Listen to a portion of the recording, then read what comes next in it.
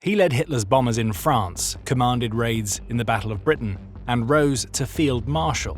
Yet at Nuremberg, while other generals were condemned, Hugo Sperrle walked free. How did a man who directed the Condor Legion in Spain and Luftwaffe III in Western Europe escape justice?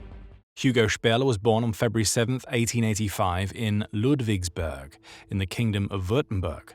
His father, Johannes, owned a brewery, and like many families of the respectable German middle class, the Sperrles valued discipline and service. For young Hugo, the army promised both stability and a path to status. On July 5, 1903, at the age of 18, he entered the Imperial German Army as an officer cadet. By 1912, he earned his commission as a lieutenant and 1 year later was promoted to Oberleutnant. The outbreak of the First World War in August 1914 accelerated his rise. On November 28, 1914, Sperrle was made a Hauptmann, captain, and assigned to the artillery. His early war service was typical for junior officers. He led batteries in the bitter trench fighting of the Western Front, where artillery ruled the battlefield.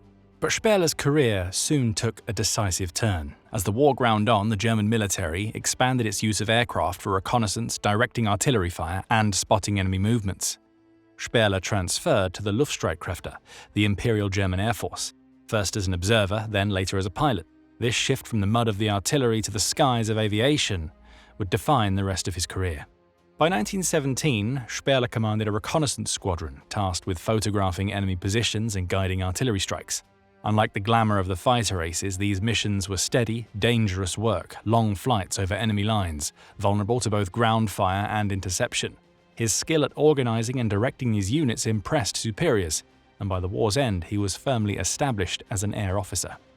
Germany's defeat in November 1918 and the Treaty of Versailles placed strict limits on its armed forces. The new Reichswehr was capped at 100,000 men, and military aviation was officially forbidden.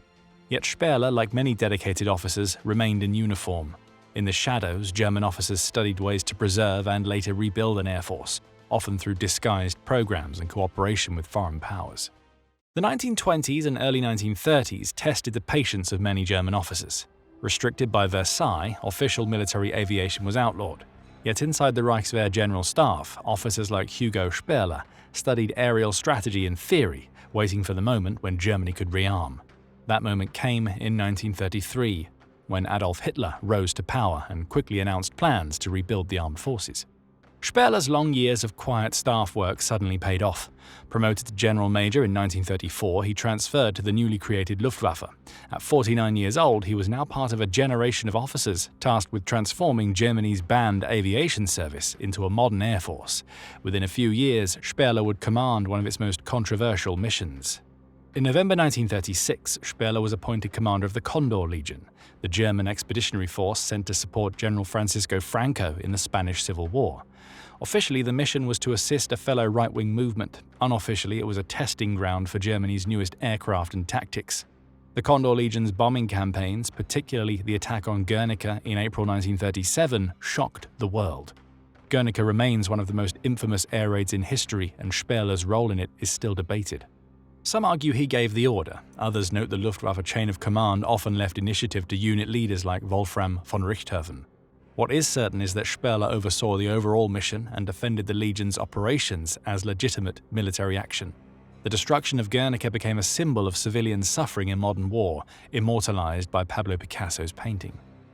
By October 1937, Sperrle returned to Germany with valuable experience in coordinating air-ground operations and long-range bombing raids. The lessons learned in Spain influenced Luftwaffe doctrine in the years to come. Hitler and his commanders saw strategic bombing not only as a weapon of war, but as a tool of intimidation.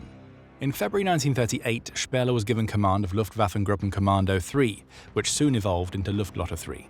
From this position, he played a key role during the Anschluss with Austria and the crisis over Czechoslovakia. Hitler relied on the threat of overwhelming air bombardment to pressure opponents, and Sperrle's fleet was placed on alert. Though no bombs were dropped, the implied menace of the Luftwaffe shaped diplomacy in Europe. By the eve of the Second World War, Sperrle stood among the Luftwaffe's most senior leaders. He was a proven organizer, experienced in both staff work and combat command. Unlike some of the younger, more flamboyant Luftwaffe officers, Sperrle cultivated a reputation for discipline and efficiency. Yet his next role would place him in command of vast bombing campaigns and expose him to the same strategic weaknesses that plagued Germany's entire war. When the Second World War began in September 1939, Hugo Sperrle commanded Luftwaffe 3, the German air fleet responsible for operations in Western Europe. At first, his units carried out limited raids and reconnaissance flights along the French border, but in May 1940, during the invasion of France, Sperrle's fleet played a decisive role. His bombers supported the rapid armoured thrusts through the Ardennes, striking French communication lines and British forces retreating toward Dunkirk. The success of the campaign earned Sperrle high recognition. On July 19, 1940, he was promoted to General Field Marshal, one of the highest ranks in the Wehrmacht. He now stood alongside figures like Hermann Göring, Erhard Milch, and Albert Kesselring at the top of the Luftwaffe hierarchy. His next challenge, however, proved far more difficult: the attempt to break Britain. During the Battle of Britain in the summer and autumn of 1940, Luftwaffe 3 formed the northern wing of the Luftwaffe's assault. From bases in France, Sperrle's units targeted ports, airfields, and later cities. The initial goal was to destroy the Royal Air Force and clear the skies for a German invasion. But as the campaign wore on, strategy shifted. After heavy losses over airfields, the Luftwaffe redirected attacks toward London and other cities, the start of the Blitz. Historians still argue whether Sperrle supported this change in strategy. Some accounts suggest he favoured continuing the pressure on RAF bases, while others claim he adapted to Göring's orders without protest. Either way, the bombing of British cities in 1940 and 41 failed to achieve its strategic goal. The RAF endured, and invasion plans were shelved. After Britain remained defiant, Luftwaffe 3 was reassigned to bombing raids and later defensive duties along the Atlantic coast.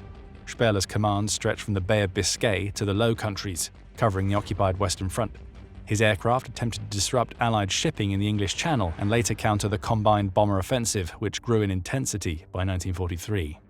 By then, the Luftwaffe's limitations were clear. Allied fighters and bombers gained superiority, while German losses mounted.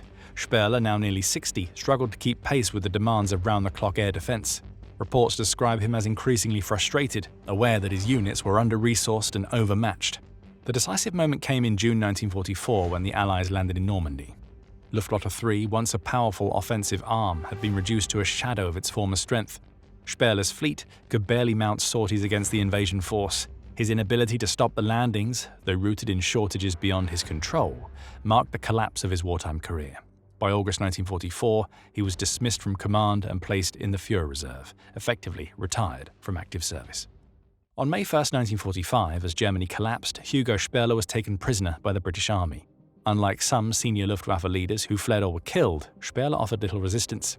At 60, he seemed like a man whose career had already ended months earlier when he was dismissed from command, but his fate was far from certain. The Allies sought to hold Germany's military leaders accountable. Sperrle was indicted in the High Command trial, one of the 12 subsequent Nuremberg trials held after the main proceedings against Göring and the other top figures. The indictment, filed on November 28, 1947, accused him of planning and waging wars of aggression, violating the laws of war, and participating in crimes against humanity. The trial opened on February 5, 1948. Sperrle appeared before the judges alongside other senior generals, including Wilhelm von Lieb and Wilhelm List. Unlike Göring or Keitel, however, Sperrle was not at the very center of Nazi decision-making. His defense argued that he was a professional soldier carrying out orders and not directly involved in broader Nazi policies. Much of the debate centered around his role in the Condor Legion and the Luftwaffe's bombing campaigns. The prosecution cited Guernica and the Blitz as evidence of deliberate attacks on civilians.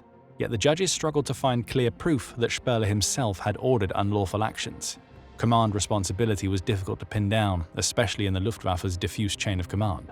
In the end, the tribunal concluded that there was not enough evidence of criminal intent or policy-level influence to convict him. Historians still question whether Sperrle escaped conviction due to weak evidence, shifting legal standards, or the growing Cold War. Some suggest that Western judges hesitated to condemn air campaigns that resembled Allied bombing strategies against German cities. In any case, on October 27 to 28, 1948, the tribunal acquitted Sperrle on all counts. His legal troubles did not end there. Like many Germans, Sperrle faced a denazification process. In June 1949, a Spruchhammer court in Munich also cleared him. With no conviction on his record, he was free to return to civilian life. Sperrle's final years were quiet.